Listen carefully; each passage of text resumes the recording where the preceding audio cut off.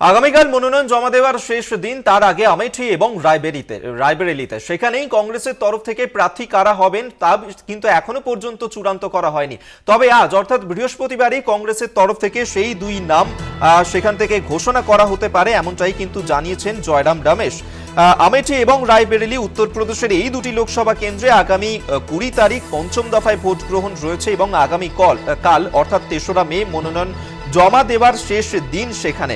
সেক্ষেত্রে এখনো পর্যন্ত রাহুল গান্ধী তিনি কি ওয়ার্নারের পাশাপাশি আমেঠি বা রায়বেরেলি থেকে প্রার্থী হবেন তা নিয়ে কিন্তু এখনো পর্যন্ত চূড়ান্ত কোনো সিদ্ধান্ত নেওয়া হয়নি। আমরা এই নিয়ে কথা বলবো। আমাদের সঙ্গে এই মুহূর্তে টেলিফোনে রয়েছেন আমাদের সহকর্মী অঙ্কুর ভট্টাচার্য। অঙ্কুর, আমেঠিতে সেখানে কি কংগ্রেসের তরফ থেকে রাহুল গান্ধী তাকে প্রার্থী করা হতে পারে? অন্যদিকে রায়বেরেলিতে সেখানে কি প্রিয়াঙ্কা গান্ধী তিনি লড়বেন প্রার্থী হিসেবে? এখনো পর্যন্ত সূত্র মারফত কোনো খবর?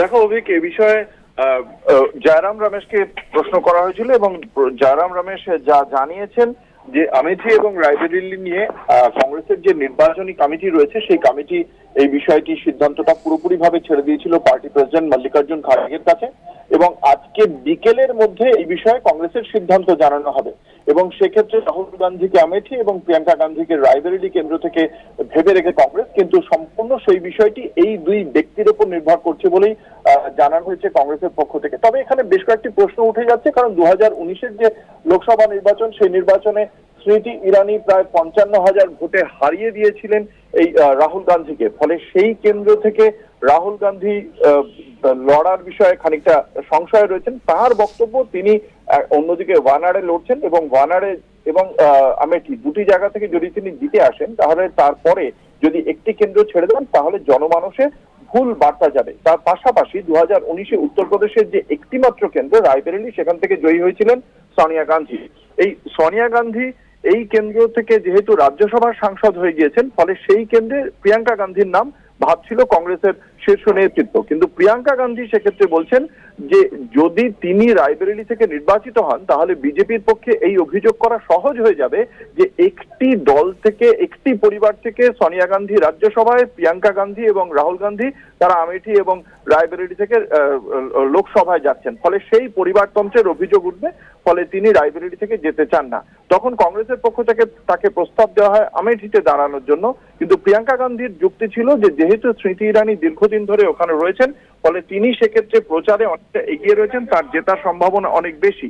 সেই কারণেই তিনি তার লোকসভা নির্বাচনের শুরুটা কোনো হার দিয়ে করতে চান না এবং দুই ভাই বোনই কিন্তু প্রথম থেকেই এই দুটি কেন্দ্রে লড়ার ক্ষেত্রে তারা অনীহা প্রকাশ করেছিলেন।